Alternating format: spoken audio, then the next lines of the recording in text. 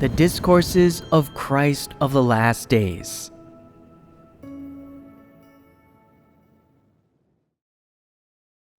Words on performing a duty. Excerpt. What are the primary principles that performing one's duties is based on? One must act according to the standards, principles, and demands of God's house, practice according to the truth, and perform their own duties well with all their heart and all their strength by using God's words, the truth, and protecting the work and the interests of God's house as principles. Then, how does one generally act for themselves? They do whatever they please, prioritizing their interests in their actions and placing them above all else.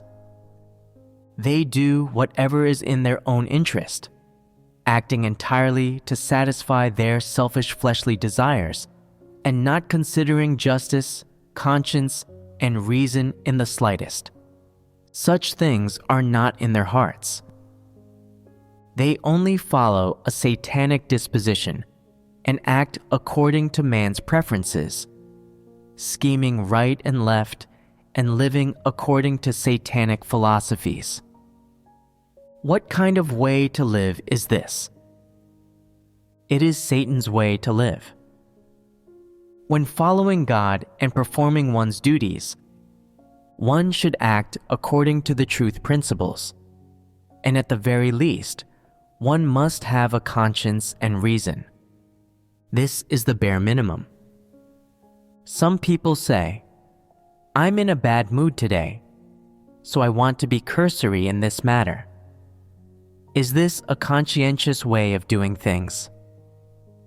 In times when you want to be cursory, are you conscious of this? We are. Are there times when you are not conscious of it? Yes, there are. Then, are you able to examine yourself and detect this after the fact? Somewhat. After you detect that you were cursory, the next time you have similar ideas of being perfunctory, are you able to rebel against them and resolve them? When I am aware of these ideas, I can rebel against them somewhat. Every time you rebel against your own thoughts and wishes, a battle will take place, and if your selfish desires prevail at the end of this battle, then you have intentionally opposed God and are in danger. Let's say you believe in God for 10 years, and for the first 3 years you muddle along and are somewhat earnest. But 3 years later you realize that when believing in God, one must practice the truth, enter the truth reality, and rebel against one's flesh. Then, little by little, you begin to recognize your own corruption and malice, and your own wicked and arrogant nature. And by then, you truly know yourself. You know your own corrupt essence. You feel that accepting the truth is extremely necessary, and that it is crucial to resolve your corrupt dispositions. And only at this time do you feel that not having the truth reality is quite pitiful. Though there is a battle waged in one's heart each time their corruption is revealed, in each of these battles, they are unable to defeat their own selfish desires and still act according to their own preferences. In fact, they themselves know all too well that in their heart, Satan's disposition is still calling the shots, and therefore it is difficult to put the truth into practice. This proves that they do not have any truth reality, and it is very hard to say whether or not they will be able to attain salvation in the end. If you truly have the will, you should put the truths that you understand into practice and no matter which corrupt dispositions obstruct you. When you practice these truths, you should always pray to and rely on God. Seek the truth to resolve the corrupt dispositions. Dare to fight against them, and dare to rebel against your flesh. If you have this kind of faith, then you can put the truth into practice. Although there will occasionally be times in which you fail, you will not become discouraged and will still be able to rely on praying to God and looking up to Him in order to triumph over Satan. Fighting like this for several years, the times in which you triumph over your flesh and practice the truth will increase, and those in which you fail will gradually be reduced. And even if you fail on occasion, you will not become negative and will continue praying and looking up to God until you are able to put the truth into practice. This will mean that there is hope for you, that the clouds have parted and you can see the blue sky. As long as there are times in which you succeed when you are practicing the truth, this proves that you are someone who has will and who has hopes of being able to attain salvation. People who pursue the truth only finally enter the truth reality after going through many failures when practicing it. No matter how many times one fails, and no matter how negative they are, as long as they can rely on and look up to God, they will always have times in which they succeed. No matter how many times they fail over and over again, there will still be hope for them as long as they do not give up. When the day comes that they truly discover that they can practice the truth, act according to the principles, not make compromises with Satan on key matters, particularly in regard to performing their duties, and not give up on their duties while also standing firm in their testimony, then there is absolutely hope for them to be saved. Every time you practice the truth, you will go through an inner battle. Have any of you not experienced any battles in your practicing of the truth? Absolutely not. Only if a person has already entered the truth reality and hardly reveals any corrupt dispositions could they basically not have major battles. However, under special circumstances and in certain contexts, they would still battle a bit.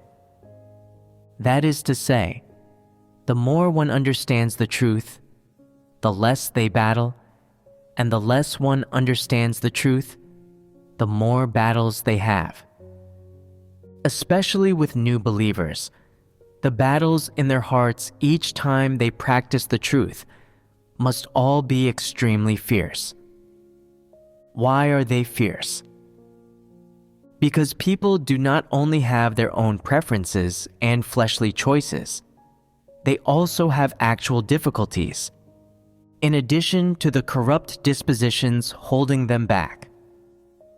For every aspect of the truth you understand, you must battle against these 4 aspects that are obstructing you, meaning that you at least have to pass through these 3 or 4 obstructing barriers before you can put the truth into practice. Do you have this experience of continuously battling against your corrupt dispositions? When you need to practice the truth and protect the interests of God's house, are you able to overcome the constraint of your corrupt dispositions and stand on the side of the truth? For example, you are paired with someone to carry out the work of cleansing the church, but they always fellowship to the brothers and sisters that God saves people to the greatest possible extent, and that we must treat people with love and give them opportunities to repent.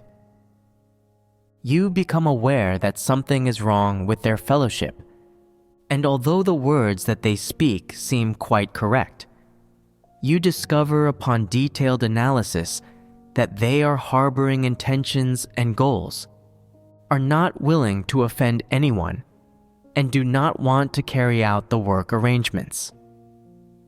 When they fellowship like this, people who are small in stature and undiscerning will be disturbed by them, recklessly show love in an unprincipled manner, pay no heed to being discerning toward others, and not expose or report antichrists, evil people, and disbelievers. This is an obstruction to the work of cleansing the church. If antichrists, evil people, and disbelievers cannot be cleansed away in a timely manner, it will affect God's chosen ones' normal eating and drinking of His words and the normal performance of their duties, and will especially disrupt and disturb the work of the church while harming the interests of God's house. At a time like this, how should you practice? When you notice the problem, you must stand up and expose this person. You must put a stop to them and protect the work of the church. You may ponder, we are work partners. If I directly exposed them and they did not accept it, then wouldn't we have a falling out?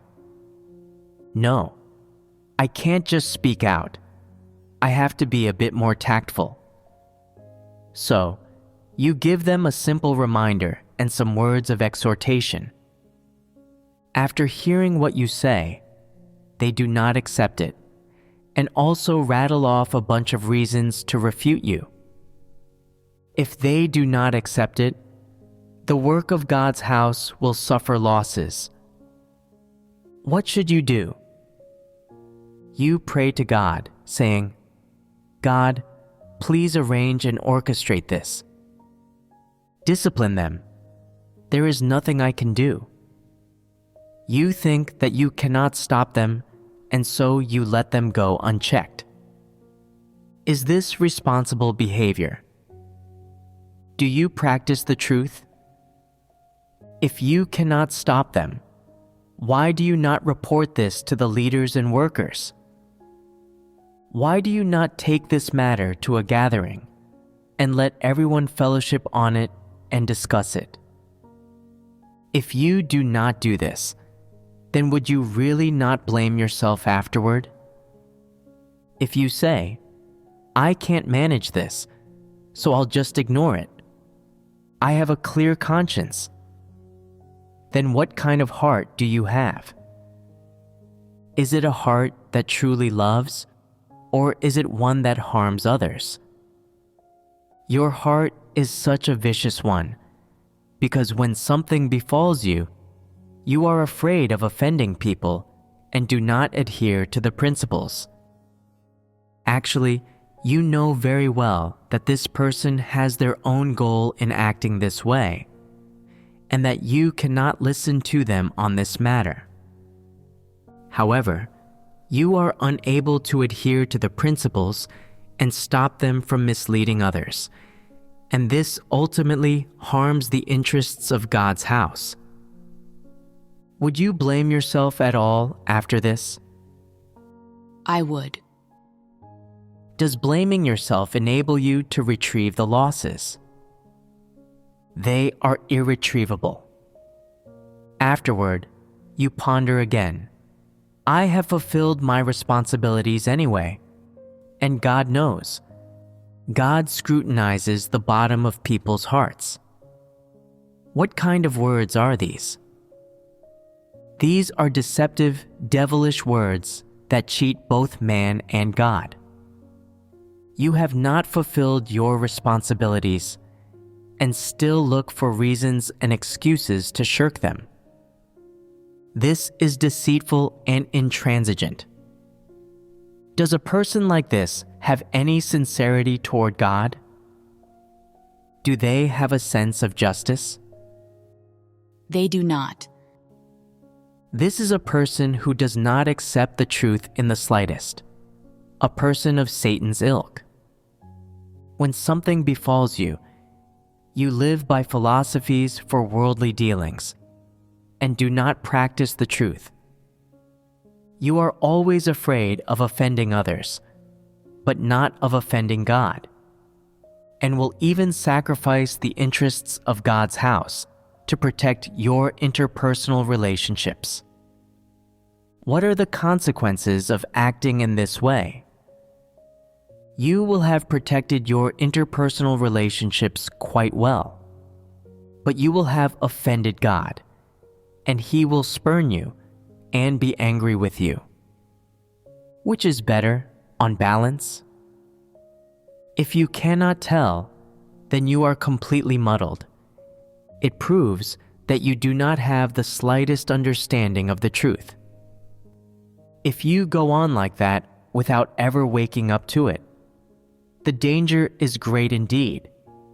And if you are unable to attain the truth in the end, it will be you who has suffered a loss. If you do not seek the truth in this matter, and you fail, will you be able to seek the truth in the future? If you still cannot, it will no longer be an issue of suffering a loss. You will ultimately be eliminated. If you have the motivations and perspective of a people pleaser, then, in all matters, you will be incapable of practicing the truth and abiding by principle, and you will always fail and fall down. If you do not awaken and do not ever seek the truth, then you are a disbeliever, and you will never gain the truth and life. What then should you do? When faced with such things, you must pray to God and call out to Him, begging for salvation and asking that He give you more faith and strength and enable you to abide by the principles. Do what you should do. Handle things according to the principles. Stand firm in the position you should stand in. Protect the interests of God's house and prevent any harm from coming to the work of God's house. If you are able to rebel against your self-interests, your pride, and your standpoint of a people pleaser, and if you do what you should do with an honest, undivided heart, then you will have defeated Satan and gain this aspect of the truth. If you always persist in living by the philosophy of Satan, protecting your relationships with others, never practicing the truth, and not daring to abide by the principles, then will you be able to practice the truth in other matters? You will still have no faith or strength. If you are never able to seek or accept the truth, then will such faith in God allow you to obtain the truth? No. And if you cannot obtain the truth, can you be saved? You cannot. If you always live by the philosophy of Satan, utterly devoid of the truth reality, then you can never be saved. It should be clear to you that obtaining the truth is a necessary condition for salvation. How then can you obtain the truth? If you are able to practice the truth, if you can live by the truth, and the truth becomes the basis of your life, then you will gain the truth and have life, and so you will be one of those who are saved.